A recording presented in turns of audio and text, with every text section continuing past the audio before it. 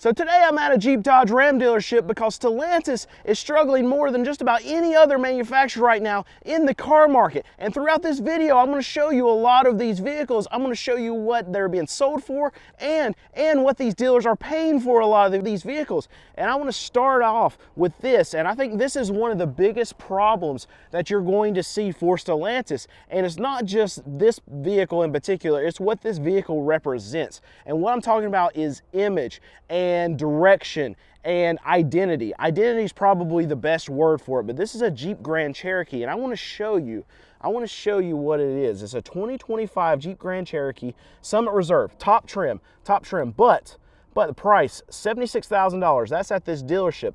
Here's the MSRP, $73,000. This is what comes from the manufacturer. This is a Jeep Grand Cherokee. This is a mid-size SUV. All right, here's a 2024 Jeep Grand Cherokee Overland, and the MSRP on this is $79,000.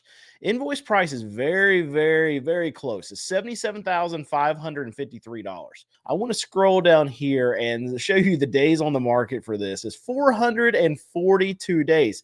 And then the market day supply of this particular trim is 525 days. That's absolutely insane. What I want to talk about is the identity of this and who is the buyer for a Jeep at $73,000. And what I'm going to say is the reason why Jeep is having such a hard time moving a lot of these vehicles, why dealer inventory is stacked up so high, why the day's supply of inventory is so high for a lot of these Jeep, Dodge, Ram dealerships, is because of the identity and who is going to buy a lot of these vehicles. And a $73,000 customer for a midsize SUV, they're not going to Jeep. And this is what Jeep's realizing. This is why we fired the CEO.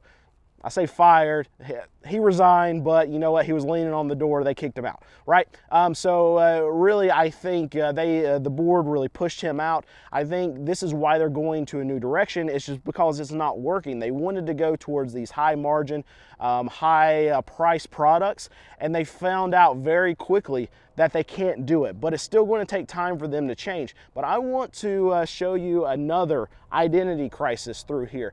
And we'll be going through and giving what the dealer paid on that vehicle. And if we'll check. This is a Jeep Grand Wagoneer.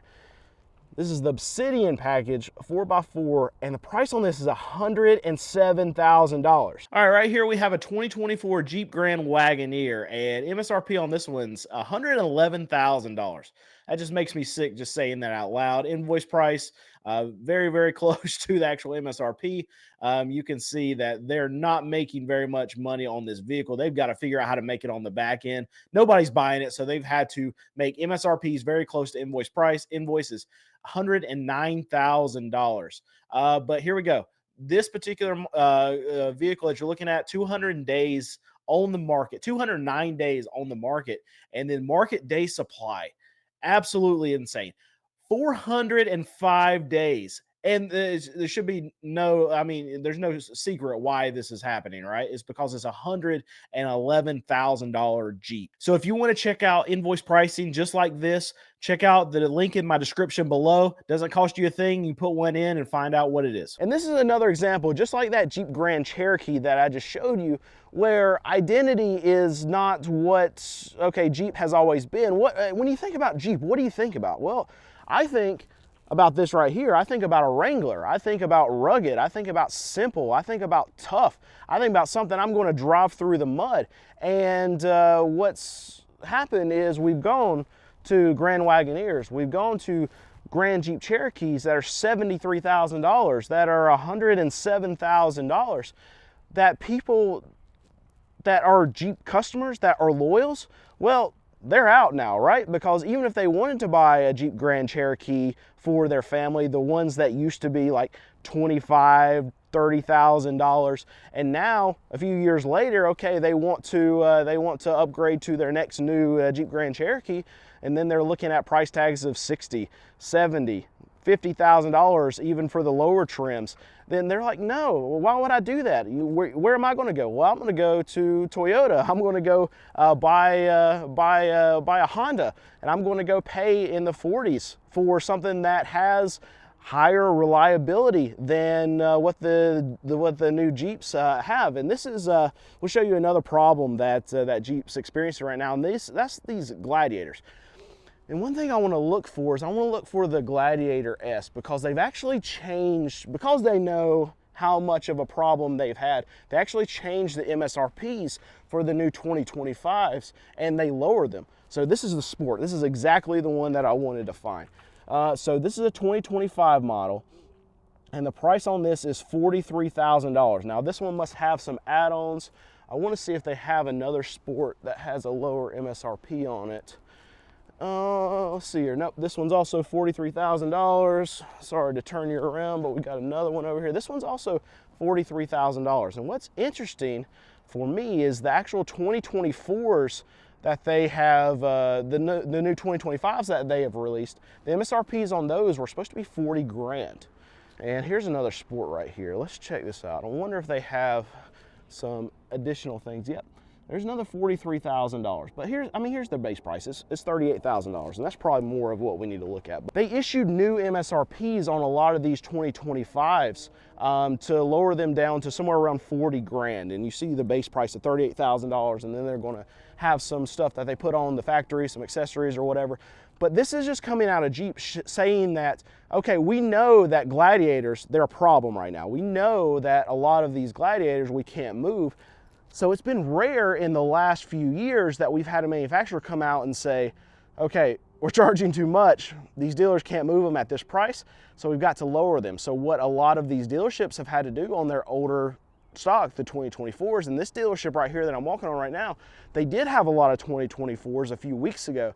And now you can see that these are all 2025s, they're all the Sports, and they have moved out the older ones. But I wanted to pull up pricing on, let's just grab one of these. So this is the 2025 Gladiator Sport 4x4. MSRP right here is $43,385, and I want to see the spread of what dealers are paying versus what they're selling for them. All right, we got this 2025 Jeep Gladiator Nighthawk. The MSRP on this is $44,680. Invoice $43,741. I want to come down here and show you this. Market day supply on a Gladiator, 300 days. Absolutely insane. All right, and I want to keep moving because I want to hit as many vehicles as I can and show you the invoice on as many vehicles as I can. But these are Wranglers. So, I mean, when you think of Jeep, this is what I've always thought of. And selfishly, what I want Jeep to get back to is the simple, is the rugged. If I can get a Jeep for low 30s, something like what used to exist, then yeah, even somebody like me that talks about all the problems that Jeep's had over the last 3 or 4 years, even myself, I would step in and be a buyer, but not at some of these price points. And look at this one. This one's very blue, very nice. This is a Sport model, so this is one of your lower tier models, 2025. Even with it being one of the lower tiers that you can get, you're still paying $52,000 for this Wrangler Sport. All right, we've got a 2024 Jeep Wrangler, 4-door. This is a Sport model, MSRP right at $51,000. Invoice price on this is $49,905. And even for something like a 4-door Wrangler, I mean, Jeep is having all kinds of problems. This is their loyal model. Like, this is what they can sell. That's a Wrangler, right? But we still see 146 days of supply. All right, and here's a 2-door model right here. I want to check this one out. This is a Wrangler 2-door Sport, 4x4. Even, I mean, you're cutting out one door, shortening the wheelbase. I don't know if it's shortening the wheelbase at all, but you're getting a smaller vehicle. Still $45,000. But this is something this is what I love. I love the styling. I love the rugged look of it. I love everything that this vehicle represents for the history of Jeep. And it's just, at $45,000, you're losing so many buyers of what Jeep used to be. I mean, I talk about the loyalty of a Jeep customer a lot, and we'll go up here and talk about Dodge. I wanted to start with Jeep because you have that loyal base that not a lot of other brands have. I mean, you can see it in Toyota, you can see it in Honda, but if you think about like a Nissan, they're not going to be Nissan loyalists. You see other brands that are across the market, like a Hyundai, like a Kia.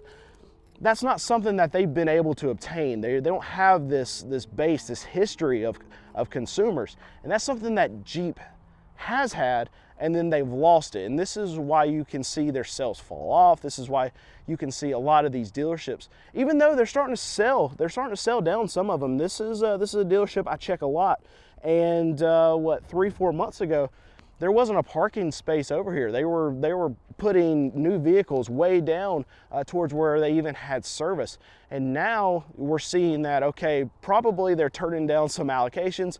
They're starting to discount a lot more. They're selling more. And this is what Jeep was. This is what their plan was. This was what Stellantis' plan was, is that they were going to have a sell down of the inventory that was on their dealerships' lots. This was right after the regime change. This is when we got the CEO out the door.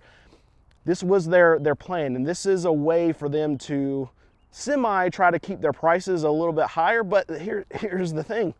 When you pull down inventory at dealerships, well, dealerships have to sell through that inventory. The way that they sell through the inventory, especially the 2024 models, is they have to discount them.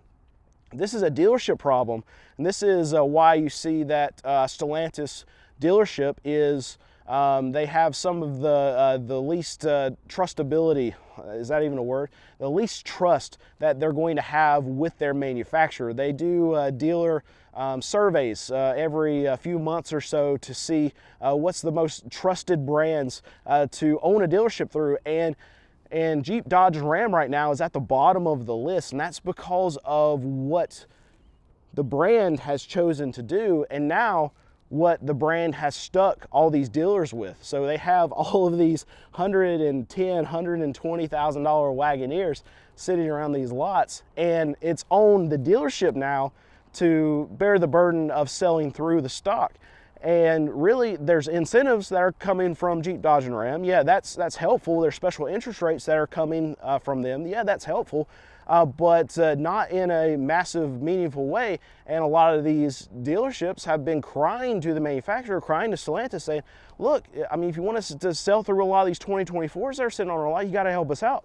And yeah, there's been some help, but not nearly enough. If you talk to any of these Jeep, Dodge, and Ram dealerships, they still need more help selling through a lot of this inventory. And now they're still paying floor plan costs on a lot of these 2024s. And we're well into 2025 at this point, and you shouldn't see any 2024s. Another manufacturer that's dealing with a similar situation, and it might even be worse as far as a single product goes, but the Ford with F-150s. You can go to any Ford dealership right now across the country, and you're going to see tons and tons and tons of 2024s sitting on their lot. I go to a lot of these big Ford volume dealers, and right now, even in the midst of 2025, I am seeing more 2024s sitting on their lot than I see 2025s. But anyway, we're back here. I'm going to go, let's Dodge. We got a couple Chryslers. Chrysler, in my opinion, is not even going to be a brand that's relevant in probably the next 12 months or so. I don't know if they're going to sell it off. I have no clue. Right now, the only thing that's even in the market, the only new Chrysler that's going to be on this dealership lot right now is that van over there. So we'll go check it in a second. But this is a Dodge, it's a Durango, it's a Hemi, the RT, blacktop, all-wheel drive. So this is, I think, one of the higher trim models. $58,000. All right, this is a 2025 Dodge Durango, the RT, and it is MSRP $57,780. Invoice price on this thing is $56,422. And your market day supply on these is 171 days. All right, let's roll down here to these Chrysler. One thing that I will say about, I guess these are these still Town and Countries? Can't be a Town and Country anymore. What is this? What is a Voyager? That's a Voyager, and that one says Pinnacle. I wonder if these are different things. We'll check both of them anyway. But one thing I will say about At least Chrysler, Jeep, Dodge, and Ram. One thing that I do like is they actually make a freaking minivan still. You don't see that with Ford. You don't see that with GM. I mean, you'll see it with the other brands. My wife and I, not too long ago, we bought an Odyssey. That's a Honda. And then you'll still see Toyota with the Sienna. I don't think Nissan even makes a minivan anymore. I don't even know. Where else do you go get a minivan? I know that a lot of families much rather have a third row SUV, but I would assume minivans are going to be cheaper than the third row SUV. Let's check this one anyway. So this one is a 2025 Voyager LX. Yeah, this is cheaper than a third row SUV, at least a new one. And MSRP on this is $41,690. All right, here's that Chrysler Voyager. It's an LX. MSRP on this particular one is $41,690. Invoice price on it's very, very close. $41,273. They're not making any money on these these Chryslers, not at all. All right, and this says Pinnacle on the side of it. That one does not. I wonder if that's a trim level or if that is. Oh, it's a Pacifica. Oh, yeah. I remember. So Pacifica, I've actually bought a lot of Pacificas from my dealership, but they were like small, like crossover SUVs. Now this is definitely a minivan. If I were to look at this, I would not call this a crossover. I'd call this a minivan. 2025 Pacifica. And price on it, well, that's pretty pricey, $61,000. All right, a 2025 Chrysler Pacifica. This is the Pinnacle front-wheel drive. MSRP is $61,480. Invoice price is $59,943. And okay, this dealership that we're showing right here is already doing a price reduction, even though they most likely just got this vehicle. Yeah, so it's only been on the market 31 days. They know they're going to have to discount this thing because of this market day supply of 218 days. They can't sell them. I can imagine why they're not selling this. So here's the thing. I look at this van. It doesn't say luxury to me. It doesn't say anything overwhelmingly great that why I would pick this van. Just by face value. I haven't done any research on it, but like a Honda Odyssey or Toyota Sienna, you get the Honda or the Toyota name. You have the longevity of the product. You have a vehicle you buy a Honda or Toyota, that's, in a lot of people's opinions, the best brands on the market. I say all that to say this. We were able to get the top level of a Honda Odyssey. It's a Odyssey Elite. And it's like around $50,000. That's over $10,000 cheaper than that Chrysler minivan right there. Who's the buyer? This goes back to identity. That's a luxury price for a minivan, and you have customers that come in and they look at that. They're going to shop other brands, and when they can see that the Sienna is cheaper than that, Toyota, when they can see the Odyssey is cheaper than that, the top trim of the Odyssey is over $10,000 cheaper than that. Who's the buyer? They're not buying a Chrysler. They're going to buy a Toyota. They're going to buy a Honda. That makes no sense to me. Okay, I'm definitely talking about identity early on in this video, but even more, that blows my mind. I've never checked one of those Pacificas. That's crazy money for that thing. $61,000. That's crazy money. All right, and another thing I want to point out about this dealership, just while I'm walking around, I mean, you can see, like, all their new vehicles are up there. There's holes in there, and then they've got a row of Jeeps over there. But this whole row right here, this whole row right here, this whole row right here, and then the front row right where customers would come in and park, those are all used vehicles. And this is something that I've talked to. I've got a buddy who's a Nissan franchise manager, and he's got friends that are franchise managers of Jeep, Dodge, and Ram dealerships. And one thing that he's pointed out to me lately is that a lot of these brands that are struggling, how these dealerships survive and how they still make money and how they can still make a lot of money is, they become glorified used car dealers that have the opportunity still to sell a brand new vehicle. So you can see where the money is going to at this dealership. I can go ahead and tell you, yeah, just for that whole row, this whole row, and this whole row, and then they only have 2 rows of brand new vehicles, and those aren't full. and a row of Wranglers. They absolutely have more used vehicles on this lot for sale than they do new vehicles right here where the customer can see. Now, maybe they have some new vehicles in storage, put away or whatever, but you can see where they're putting their focus, where they're putting their money into, is that they would much rather sell at this Jeep Dodge Ram dealership a used vehicle than a new vehicle. And that's because of what they can make on it. Like, they can make, how dealerships make money, especially new dealerships, is that traditionally they would not make a lot of money on their new vehicles, not on the front end. They make money from F&I products, they make money from selling add-ons, they make money from selling or getting their dock fee, they make money from service. They also get money from manufacturer from selling brand new vehicles, but on the front end of the vehicle, they don't really make all that much money. And even more so right now, especially for a Jeep Dodge Ram dealership, they have to incentivize consumers so much to even take some of their new stock because they're so far overpriced than their competitors, and the quality, you could argue, is so far under what their competitors offer that they have to discount these things, these new vehicles, so much that they end up really not even making money on the front end of a lot of these new Jeep sales. So they can still sell you all those products, the F&I products, they're still going to get you a dock fee, they still can get you in service, they can still sell you some add-ons on these used vehicles and make money on that, but they can also make money on the actual used vehicle, because when they take them in on trade-in or they go buy them at auction, then they can mark them up to whatever they want to mark them up to. And in a lot of cases, they're still making thousands of dollars on the front end of a lot of these used vehicles. So here's the thing, if you were a Jeep Dodge Ram dealership and you could sell a brand new vehicle and in a lot of cases lose money on the front end of the deal, but still sell all these back-end products, they end up still profiting. Or you could sell them a used car, profit $3,000 on the front end, and then still make thousands of dollars on the back end. Well, what would you rather sell?